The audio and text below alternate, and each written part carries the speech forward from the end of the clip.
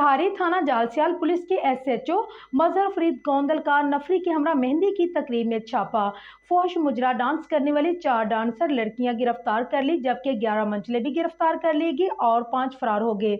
उन पर मुकदमा भी दर्ज कर लिया गया है। इसी हवाले से बात करते हैं अपने नुमाइंदे माजिद अली से। जी माजिद अली, अपडेट कीजिएगा इस हवाले से।